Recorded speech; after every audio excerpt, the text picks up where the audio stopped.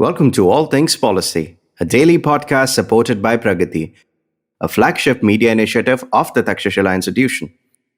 We're a bunch of policy nerds based in Bengaluru, and we like to bring a fresh perspective to Indian affairs and an Indian perspective to global affairs. So grab a cup of coffee, sit back, and join us for today's chat. Hello, welcome to another episode of All Things Policy. I am Saurabh Todi, and I have with me my colleague Anupam Manur. And we are going to discuss something very interesting, which, as a public policy institute, we discuss about, regulation, laws, and everything. So, people is wondering, what exactly is regulation? And, do we even know what it is? And we'll have this, like very broad ranging discussion on what it is, what do we think about it and how it manifests. We have no specific agenda that we have to talk about something specific, except the fact that we'll just talk about regulation, the beauty of it and how that, makes or breaks things in some ways. So a very warm welcome, Anupam. Thanks, Saurabh. This originally started a long time back when one of our mutual colleagues, Pranay, and I were discussing about this. We generally tend to think that economists are really terrible at giving names to things. Okay, so it starts off with my favorite pet peeve, which is the use of the term public goods, which can mean so many different things to so many different people that all it does is actually cause confusion. When you say public goods, some people think it is, some things which are good for the public or goods which are good for the public, or they tend to think of it as goods provided by the public sector. Whereas, of course, in economics, you have a very specific kind of technical term or an explanation for what public goods are, which is basically they have to be, both non-excludable and non-rival. Right? Anyway, this conversation is not about public goods, but similarly, I find that the word regulation is used far too loosely. It can mean multiple things for multiple people, often not giving enough insights or, precise kind of, it doesn't add value many times to the conversation. Let me give you an example. In almost any conversation about, general problems that we might discuss, you will have always one person who will say government should regulate it. Okay. Now, even if you agree with the problem definition that there is actually a problem and this is exactly the nature of the problem, the solution just can't be government should regulate it, because in all probability, that industry is already being regulated and being regulated in 100 different ways. And two, when you say it should regulate it, you have no idea of what precisely that means, right? So let's give an example. Let's say, okay, we're talking about the healthcare sector, which, you have high costs of drugs or, pharmaceutical drugs, the costs are high. So somebody will say the government should regulate the pharmaceutical industry. What does that mean to you, according to you? Well, I think the idea here is that I think it's a shorthand for the fact that my problem should be addressed by the government. Yes. And not the fact that they should be regulated broadly, because as you said, I'm sure there are some rules that apply to them and they're following it anyways. Yeah. So, you look, if you actually take a pharmaceutical, like a firm, it is, firstly, it has to get a license like any other firm, but it has to get specific license to, manufacture drugs. Then it has to have, of course, it'll have some form of input controls, quality tests. It'll have, you have the national list of essential medicine, a whole bunch of things. There are already 100 different types of regulation. What they probably mean to say in this particular context about drug pricing is they want some form of price cap. Yeah. Now, we won't go into the merits and demerits of price caps, which if anybody has listened to any podcast by me, you would know that I'm, vehemently against price caps. But that's the idea, right? So they're asking for one specific type of regulation. So I think even when we're teaching, this is as much, initial discussion about teaching economics and teaching things like regulation. I think we should be quite precise about what do we mean by regulation. That's my first proposition, that we need a good idea about what regulation is. So would you say that instead of saying, the government should regulate, if we say the government should intervene, is that a much better, because it implies that it is not something that is new, but you just want the government or the state to do something about the problem which you think that can't be solved without the government's intervention in the first place? Correct. Well, I have two things to say on this. One, the government practically has already intervened in every sector and aspect of our life that we already know of. Yeah. So what you probably want to say, and I'm being a prickly ass here, but what you probably want to say is you want extra intervention by the government. Yeah, true. Yeah. So okay, fine. So that's probably a better way of saying it. And second one, of course, which probably relates to the in our rough kind of agenda, the second part of this, which is should the government intervene at all? But we'll come to that later. Yeah. But yes, probably saying that the government should intervene is a broader term, so you're not really specifying. Now, the idea is maybe at a dinner table conversation, it will suffice to say, I want the government to intervene and solve my problem. I think this is a problem. I don't know who can solve it. So I have this large entity called the government, which I pay taxes to, and therefore I want them to come and solve my problem, right? With no idea whether other people face the same problem, whether other people have a similar conception of the problem, whether there is consensus on the nature of the problem and the requirement for the solving of the problem.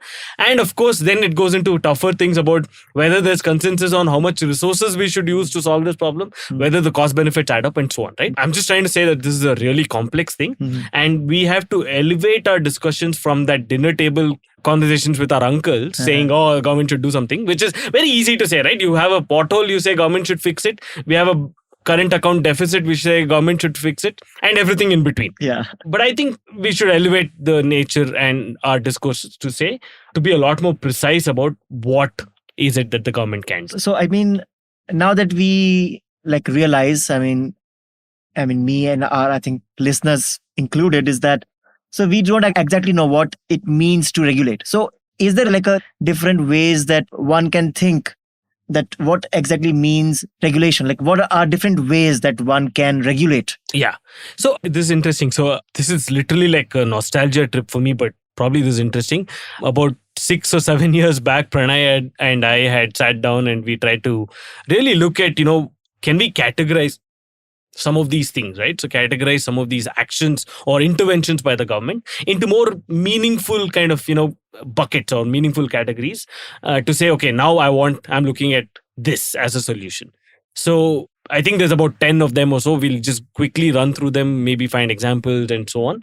This is not an exhaustive list. I mean, there can be a lot more, but this is just a starting point of categorization, right?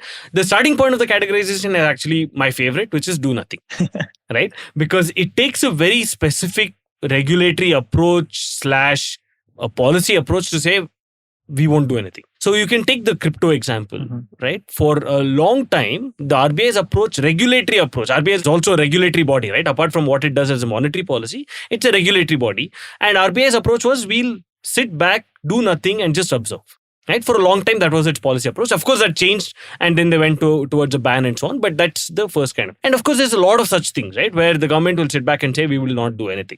So that's the first kind of, regulation, which is actually doing nothing. Right? Then it goes into, other things. So one way to look at it is maybe looking at, actions which are at the output level and actions which are at the input level, right? So let me take some examples. So one is just, you can have output quantity controls. Okay. So quantity controls is basically, at the production stage, you're producing something, right? The market is producing something and you're intervening and saying, we'll intervene at the level of how much quantity you produce it, right? At the extreme end of this is a ban, which means basically you're saying zero quantity. Yeah. Okay. Right. So, and there's millions of things which are banned by the government. But what do you say, the quotas on production during the pre-91 phase are an example of this? Correct. Exactly. So, and but after 91, in what ways would this make sense? I mean, bans make sense that, okay, you ban something because of XYZ reasons. But in what other ways would you regulate the quantity? You can't produce more than this. Yeah, there's very little sense now. So in pre-91, all of it made sense because you were trying to allocate, or the government was playing the primary role in allocation of scarce resources. So it said, we think that, big manufacturing industry is important and we don't want any industry to become, we don't want any single firm to become very big, and therefore we'll put we'll put production limits. Like scooters, right? You can't produce more than X number of scooters each year, even if people want it. Correct. Yeah. Right. So that was a classic kind of output quantity restriction.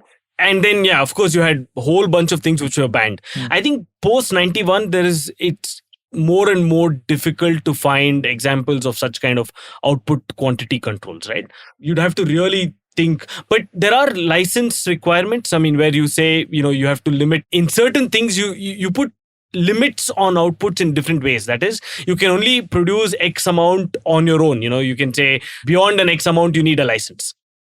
Or you can, beyond a certain amount, new set of rules will come in. So those are different kinds of quantity. Okay.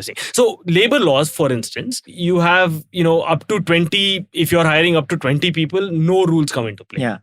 Beyond 20 people, certain things. But that's for number of people hired. But equally, there are other things in terms of if you get more than X revenue, which is in a way saying output, then certain set of rules will come into play. So like GST and all, right? Like if your output is above like 20 CR, for example, then rules of GST, e-invoicing and all apply. So that also is a way of like not the goods per se, but your output at least. Correct. So, I mean, that's probably the closest I can think of in terms of examples of post 91. Okay. But yeah, generally you don't find in a strict sense the output quantity control, that there's no saying you can't produce more than this.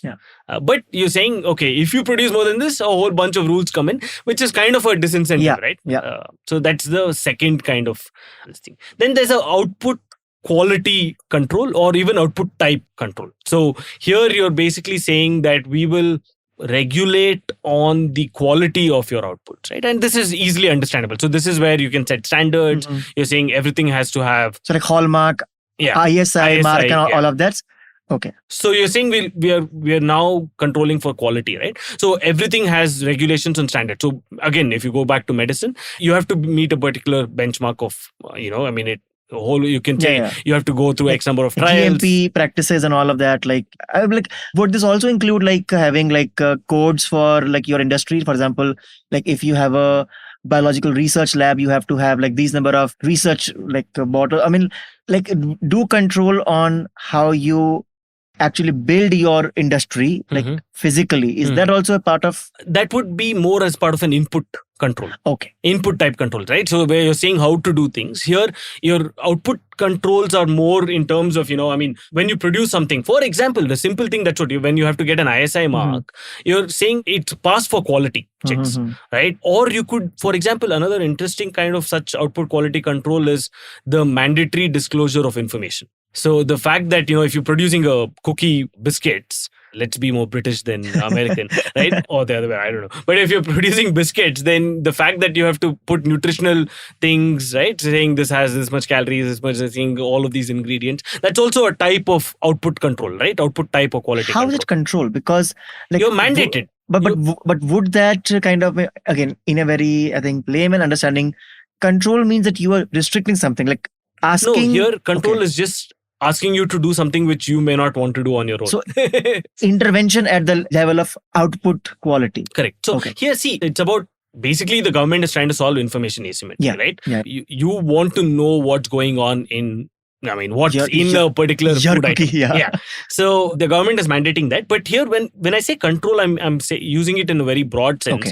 And not control in terms of telling you, it's basically telling you to do something that you might not want to do otherwise. So, for example, like it is control in a way that a company might be a lot more careful about what goes into, let's say, its biscuits, if they know that they have to like put a label saying something which can, if not true, can also hold them liable. Correct. So now, now you're seeing, right, there is a awakened kind of whatever health movement where people are a lot more conscious of what's going on. So, 10 years back when you're buying a jar of pickle, you would not care about what's there. Now suddenly you're saying, okay, is this refined oil? Is this pure natural oil? How much sodium and all of that. Yeah. All of those things, right? And that is possible only because the government has mandated you to publish that information. So that's maybe, that's a kind of, output type or control. Then, of course, it's a much more smaller degree, but maybe larger in the sense of foreign policy. So I'll come to you for this. But output recipient control, as in who can get what you produce? So who can you sell it to?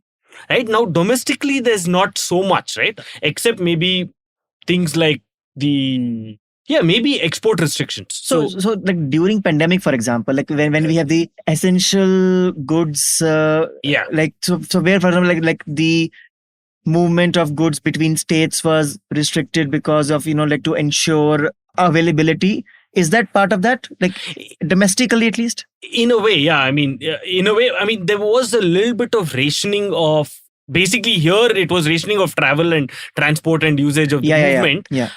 But that's an exceptional case, right? Let's take ordinary cases. Your best example of this kind of recipient control is export restriction. So what we had as the Essential Commodities Act was exactly that. So it's saying this is essential, therefore this should first be sold to domestic, to Indians rather than as export.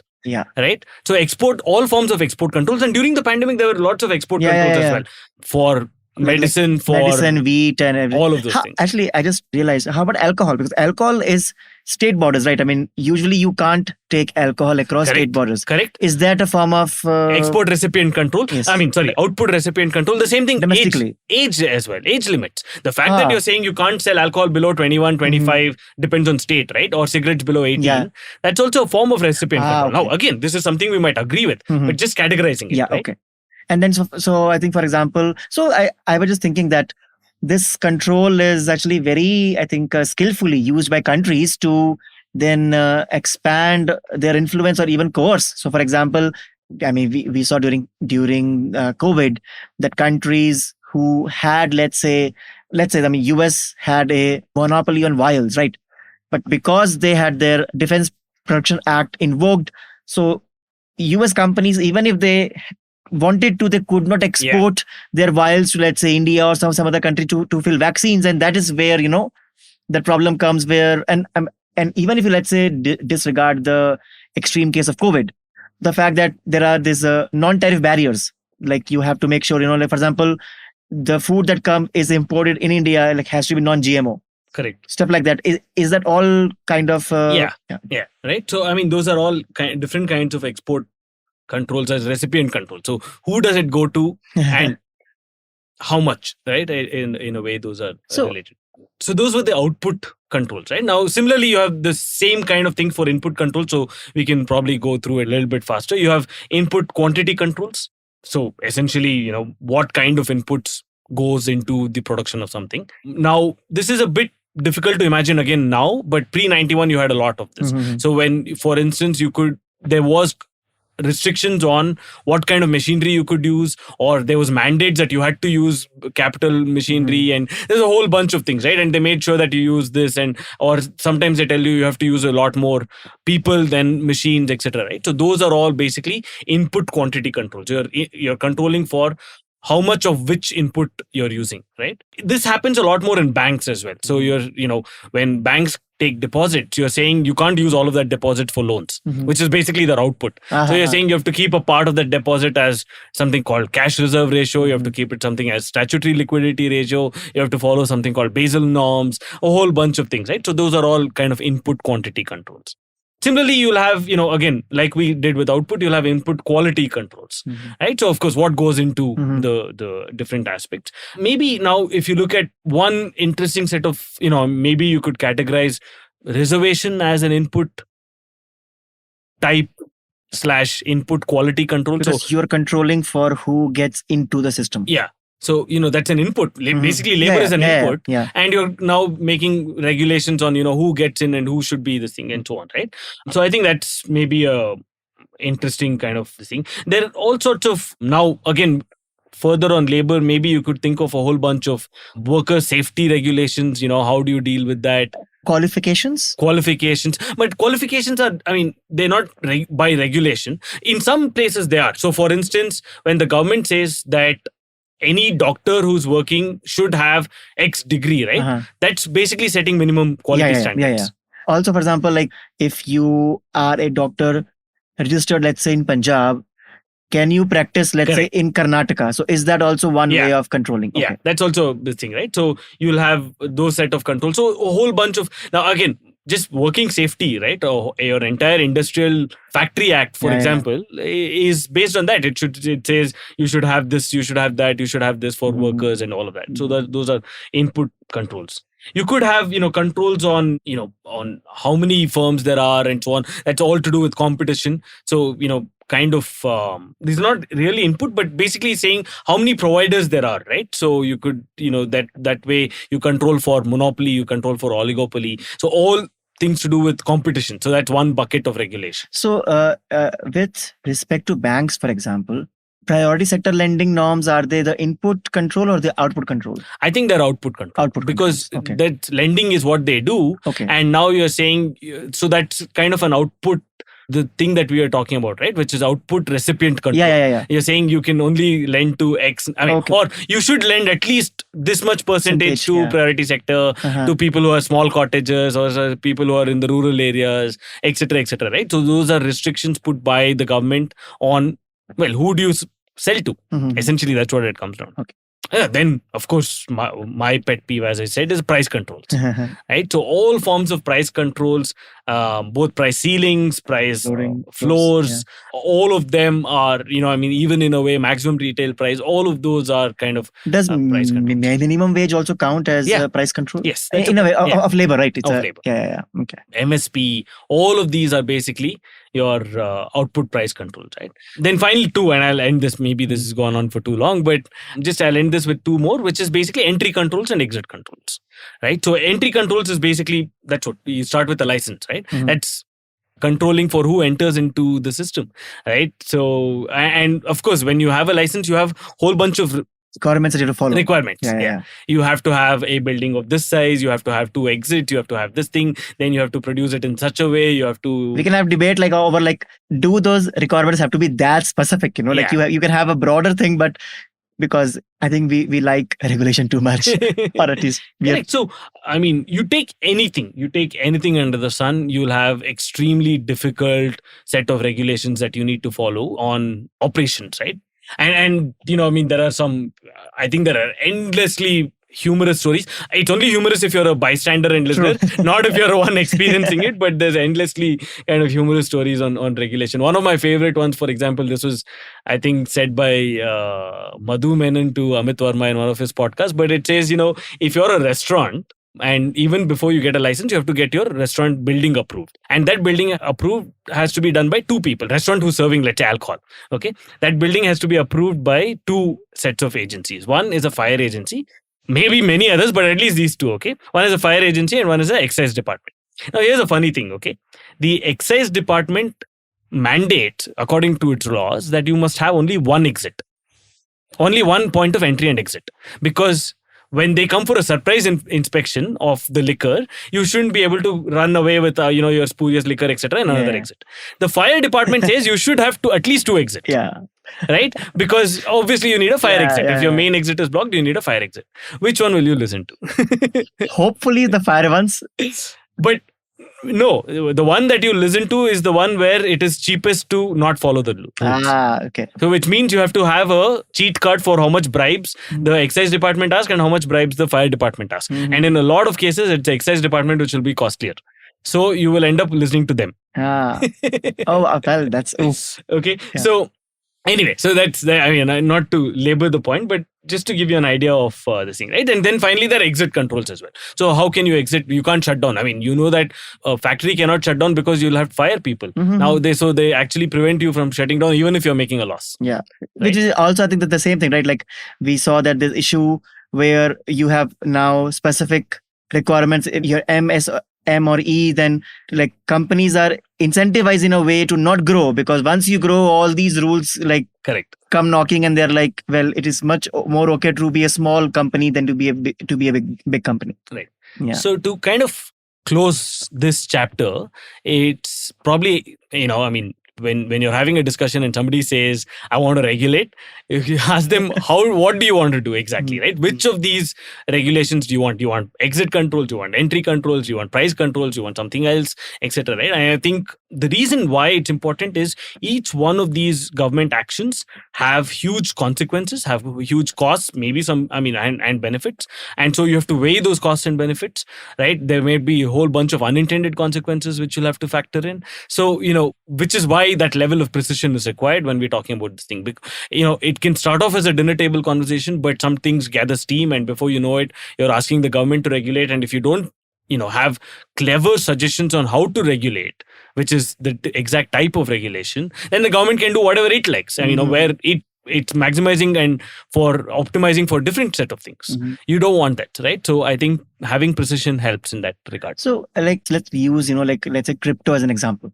And I want to understand, what exactly first of all, who should, regulate in the first place? Like, it has to be markets, because, like in a way, the fact that there are millions of people and actors acting on something would usually produce a much higher quality result than one or a few individuals in like a government department. But at the same time, I think the interest like matrix of those in the government and those in the market is also different. So let's say for crypto, we discussed that, to not touch it in terms of regulation was the preferred outcome at the start. But that is also because the technology was so nascent and the rate of adoption was not high enough for the government to or any regulator to care. So that one. And for example, but once the technology matured enough, it had enough customers and it had enough companies and it had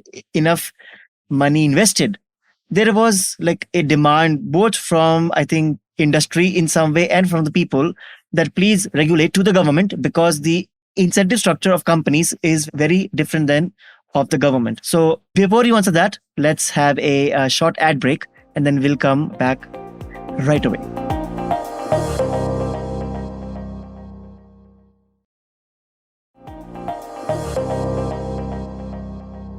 Welcome back and let's hear it, Anupam. So first, I think I want to contest the idea that everybody was asking for regulation. Okay. In fact, crypto was probably one space where nobody was asking for regulation. What everybody was asking for was regulatory clarity. Okay. Which is to say, because as I said, the RBI adopted a wait and watch, but there was a lot of confusing statements coming from different sets of people. Somebody said, you should ban it, and government, and these are ministers, not, it's not Saurabh and Anupam. People in power, you had very confusing statements. Somebody said, we'll ban it, but we'll tax it, a whole bunch of things, right? And uncertainty is not good for business. So I think what businesses were asking for is policy certainty. What consumers were largely asking for is leave us alone and let's do whatever we want. But somewhere in between, it got caught up and they said, let's, do this particular thing. Now, to a larger point about, how should we go about actually doing this, right?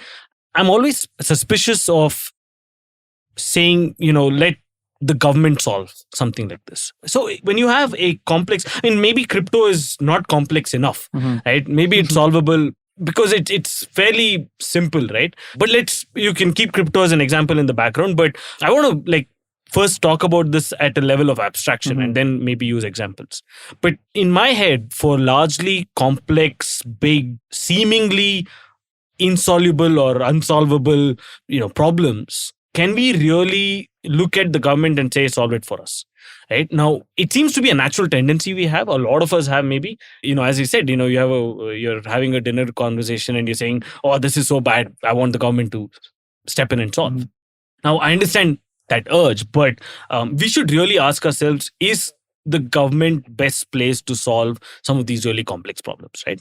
Let's start with one basic idea that the government, all said and done, is a rigid, hierarchical institutions with a very different set of incentive structures, then which may or may not be aligned with what the public wants.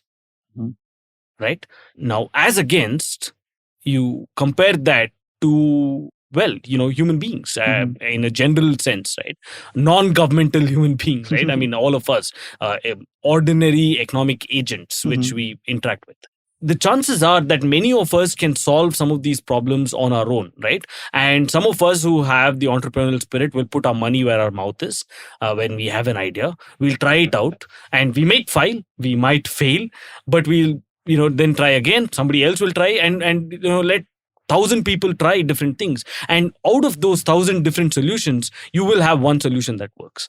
So what we are essentially saying is, do we trust the government, which is, as I said, a rigid, hierarchical, bureaucratic organization or institution, to come up with a solution that seemingly works for all of us, right? To know what's good for us, to understand the problem on our behalf, to know what's good for us, and then come up with a solution? Or do we trust just us, thousands and millions of us, to think about the problem and solve it for ourselves, to come up with solutions for these, right? And in my head, a decentralized, problem solving approach always works better, because as I said, now let's look at that, as I said, incentive structures, right? The government has a different set of incentive structures. Maybe they're listening to the political economy of it. Maybe they have vote banks, and so therefore they will try to optimize for those vote banks. They will try to optimize for what gets them into power next time. Maybe they'll optimize for reducing their revenue, a whole bunch of things. We have the example, right? I mean, for example, Delhi banned those Rapido bikes. Yeah. So at the end, I mean, the fact that apps have that option, now almost all apps have that option, means that there's a demand for it. People want it. The companies are willing to have it. But because of the lobbying or something or the other, like the parties or the government will say that, oh, we want to ban it. So here, like as you said, the incentive structure is different, where it is not as much about what public wants, but what, would be more expedient to state or the party. Correct. And government also has, I mean, let's forget for a minute the cynical argument, right? That they're, optimizing for political power and so on. You could also say that the government inherently is not a risk taker. That is, the government is made up of, remember, public choice theory tells us that government is made up of people. These people face incentives and therefore respond to those incentives. Now, in none of the contractual agreements between individuals who are employed by the government and, well, the institution called the government, is there reward for risk taking. In fact, there's always higher punishment for risk taking. Yeah, because you caused a loss, so you didn't do your job properly, then you. Correct. Yeah. So everybody wants to play safe. Now, even if there is a small possibility of something going wrong, of there being accidents or potential safety problem, etc., the government says, you know what, let's preempt that, let's just ban it. Because that's the most faster way and most easy way to do it. Right? That's what they want to do. They don't want to maybe think of nuances. Maybe they don't want to preempt the problems and then come up with mitigation strategies, look at migration strategies, transition strategy. All of those is difficult way to do things. Banning is easy. And they don't have to. Remember, there's also a moral hazard problem. That is, the government doesn't face the consequences of its own actions. If they ban Uber pool, government is not going to get affected by it, or the bureaucrat is not going to get affected. But they will, right? Because if they take, I mean, I agree with the point broadly, but if the government takes a step which is not that well liked by the public, they risk not getting diffused. Remember, diffuse benefits, concentrated costs, right? Okay, true. So the people who will suffer is very. I mean, the sometimes the benefits are just too diffuse, right? Of allowing Uber pool, everybody kind of wins, better transport, all of that. But something goes wrong, it's just that one person which can become a highlight story, newspaper headline, and so on. And so, you don't want to take that risk. And that's what we've seen. We've seen this happen, right? So the government doesn't want to take risk, right? Or individuals within government do not want to take risk. And they take this thing. Whereas society's tolerance for risk might be far higher. Right? Because individuals will put their money, as I said, where their mouth is. So they will say, I will take this risk. I will take a loan or whatever, and I will invest in this product, and we'll see how it works, and we'll try it out. And maybe it works, maybe it doesn't. But these are individuals taking that risk. And society at large is okay with this if the net benefits outweigh the net costs. So as I said, with something like, and now it might be getting into murkier territory, but let's do that. Let's actually explore this, right? Something like Uber initially was banned by the government with the idea that, you might have an Uber driver which might, harm a passenger. Yeah.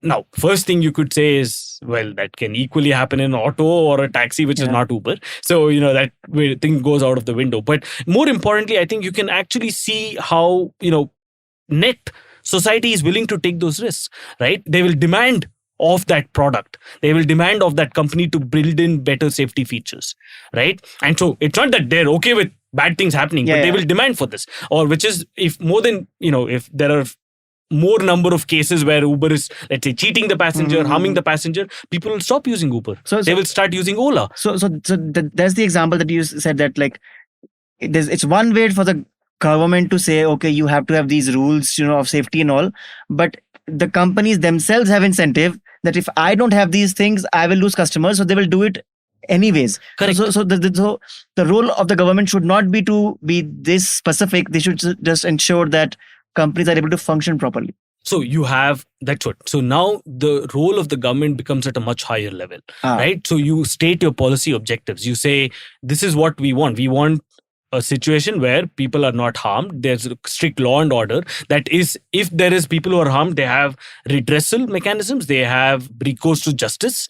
right? And so on. So that will put the fear. That is also an incentive, by the way, right? That's a disincentive for companies, right? So they will have strong this thing. If now this does not work, what I'm saying will not work when you have an extremely weak government structure, when you have extremely weak court systems, right? Then the company knows I can get away with anything. So then there's no incentive for them to provide this thing. So you have a strong law and order situation, you have recourse to justice and so on, and then the companies are incentivized to basically build in these safety features because of two things. One, you can there can be legal battle against you, but two, you'll also lose customers to another company.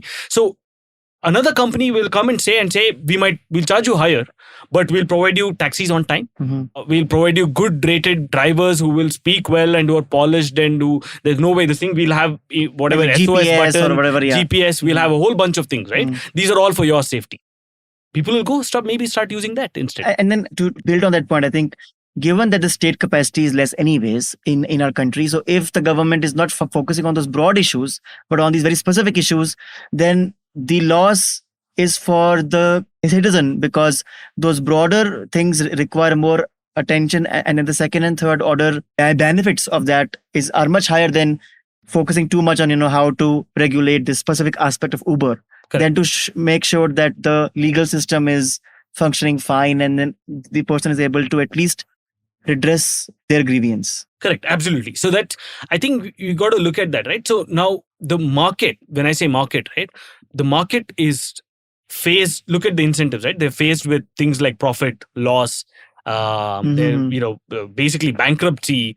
On one hand, if you don't do well, if your idea doesn't get picked up, you have loss, you have bankruptcy, you have people who are fired. So the market is not obligated to hold anyone who's not performing or reward anybody who's not providing value, right? I mean, it might seem ruthless, but this is what makes our entire economy tick, right? On the other hand, if you do well, if you have an idea, you get profits, you get this thing, you have growth, you have expansion, and that, you have shareholders, people who will invest more, all of that, those things, right? So that's how it works. So essentially what we're trying to say is, for a large set of problems, and I mean large, I don't mean all, and it's an important distinction, for a large set of problems, when we say let the market handle it, let the market solve it, what we are essentially saying is that we are humble enough to think that this is a problem where you need thousands of people working on it simultaneously, where they have a stake in that problem, where they get rewarded if they solve the problem or get punished in a way if they don't. Right? As against the hubris and the arrogance to think that there is one government, one institution which is rigid in nature, which has a set of people who will magically solve your problem. They have all the answers that we need. We just need them to just do something, right? Yeah. So that's my main contestation. Now, what I'm saying is, when I say not all problems, yes, so you can't leave everything to the market, obviously. This is where the idea of market failures come in. What's that? Just explain to our listeners, like in short, like what is it? And then in what situation would you think that intervention by government becomes necessary? Yeah. So the classic answer to what is the role of government is that it should correct market failures, right? And these market failures are, there are 4 types of market failures. There's something called public goods, which I referred to earlier. Public goods are, think of some things where you can't charge a person. And, it's almost, think of a lighthouse, right? Or a street lamp. My favorite thing is a street lamp. You can't charge a person for using a street lamp because, you don't know who's used it and for how much time and so on. And so those are, typically public goods, which is basically says that it's a missing market. The market doesn't exist, right? But moving beyond public goods, I think the far more interesting things to our conversation today, because it's about regulation, not provision. If you're talking about provision, the answer is public goods, as in markets cannot provide for public goods, and therefore the government steps in and provides them. So it's a very simple thing. Let's leave that out for now. But there are things like externality or information asymmetry or concentration of market power. These are 3 different types of market failures, right? Information asymmetry is where one party knows more than the other, and therefore it's a lopsided kind of. So the example of having food labels is to address that, right? Then there's externality. That is, my actions, my transaction, economic transactions will affect you even though you're not part of that transaction at all. So like me buying cigarettes? you buying cigarettes and smoking in this now podcast room that we have, which doesn't have ventilation, and both of us are, this thing. So it will affect me, right? Now, I'm not involved in the transaction. You pay 20 rupees to buy that cigarette and you're smoking it, but I'm getting affected by it, right? Or I could buy a Spotify license and start playing loud music when you're trying to record a podcast. That's also a negative externality. Right. So that's an externality. And finally, there's within that, there's common goods and all of that. So things that we share in terms of ownership, like let's say a river or borewell water, for example, underground water, there's no property rights. All of us own it. And so therefore, nobody has an incentive to preserve it. If we are neighbors and there's only this much water left, right? Both of us have an incentive to draw as much water from it as possible, right? Okay. That's a common good problem. Now, these are cases where you need government intervention, right? And maybe regulation. So let's close the loop on this. Fine. So then the question comes of the different types of regulation that we listed. What is the best type of regulation, right? So you can, and the type of regulation that you do can massively affect the outcomes that you want. Yeah. Right. So let me explain all of this with one example. One of my favorite examples is from the 70s in the US, but it's one of my favorite examples, right? Which is about Honda. So, okay, in the 1970s, Los Angeles was one of the most polluted cities. You had massive kinds of problems for, smog, breathing, smog, 100 out of 365 days, you had a smog alert in LA, right? And so the government, and Los Angeles was symptomatic of what was happening across the US, and car pollution was seen to be a major factor for that. So the government said, we want to do something about this, okay? Now here's the difference, right? What I mean by choosing wisely the kind of regulation. So what the government did was it said that we want every car to be fitted with something called a catalytic converter. Okay. Now, the catalytic converter basically takes the pollutants coming out of the air, it cleans it up in some way, absorbs some of those pollutants, and then releases air which is slightly better. Okay. That's what a catalytic converter does, without getting into the details. Now, those of you who might have read mechanical engineering or who are automobile experts, I'm sorry for my ignorance, but I hope it was enough to kind of drive home the point, right? So now you'd think this is great. Yeah, the catalytic converter reduces emissions, and the government has mandated that every vehicle should have a catalytic converter. So that's a regulation, right? What can you tell me what kind of regulation it is? I'm putting you on the spot. Okay, this should be the input, because it's an input towards this thing. Oh, so right? Okay, it is input because it's a car. Yeah. It goes in the car. Yeah. So it's an input quality control, right? Yes. So you're saying every car should have a catalytic converter. Yeah. So that's what they did, right? So, and you'd think, okay, that's a great move. But here's the big but, right? It so happened that even without the catalytic converter, Honda on its own had produced something called the CVCC engine. Okay, which was now fitted into their legendary kind of Honda Civic, which I think everybody knows about, right? Yeah. The Honda Civic. And the Honda Civic had the CVCC engine, which automatically had lesser pollutants, lesser number of, whatever harmful emissions than your car with catalytic converter. Okay, they developed this on their own because they said, okay, we have now a population which prefers to contribute less towards pollution, so we can make money. And it's also, by the way, it's good for them as well, because now, one, they would get over the market, but they wanted to reduce emissions and appeal to the masses through their lesser emissions, right? But what happened is, because the US government, the federal government mandated the use of catalytic converter, Honda, even with the CVCC engine, which was good, remember, had to now install a catalytic converter on top of their engine. It did nothing but increase costs, right? It massively increased the cost of each of the car. And, it seems like one of the most pointless this thing. Now, two things further, just to kind of drive home the point. One of the reasons why the catalytic converter was regulated and was imposed was the catalytic converter. Now, Honda's cars became more expensive. And remember, Honda is an import. Honda is a Japanese company, so it was imported. And as against your homegrown US companies, which is basically like GM, Ford. Yeah, GM, Ford, Chrysler, all of these things, right? So now Honda cars were now as expensive as GM and Ford and this thing, right? So before, they could produce lesser emissions with far cheaper. Now you made it more expensive. Second, of course, the catalytic converter was the invention of GM, and they hold the patent. So now a Honda had to pay GM to install a catalytic converter, which they didn't require. in their car and then sell in the back to car, USA. right? So it made no sense. Yeah. So, I mean, of course, cynically, you would say it was because they wanted to protect GM. I think so. But it also tells you about regulation, right? How to go about it. What would have been a better way to do it? Well, I am guessing that you could just tell the company that, or like just tell car manufacturers that your emissions have to be below this threshold. Yeah. And then figure out how to do it. Correct. Right? So now you're saying, so pollution, by the way, is a negative externality. Right? So you're saying government needs to intervene or needs to regulate. But how does it, regulate? One of the best ways here is to mix the market model with that government regulation. So you're saying you set targets. You say any car which is producing more than X amount of, pollutants, then we'll fine you, we'll do this, you can whatever, right? And then you figure it out. Let the market figure out the best solutions. So then like each company will now have incentive to develop more and more ways to reduce the pollution at a cheaper rate. Correct. So it should drive innovation as well, right? Yes, exactly. And this is true of, you can find 100 different examples of this. It's far better to try to not micromanage, right? You set the standards at a higher level and you say, this is what we are aiming for. And you can do this in various ways. You can reward people who are doing well. You can punish people who are not doing well. Those policy instruments are different. But you set standards and then let the market find solutions. And more often than not, they will. Yeah, I mean, as you said, like even in this example, Honda was able to, without government saying anything, Honda felt that, okay, I now have to reduce the pollution, and they were able to figure out something.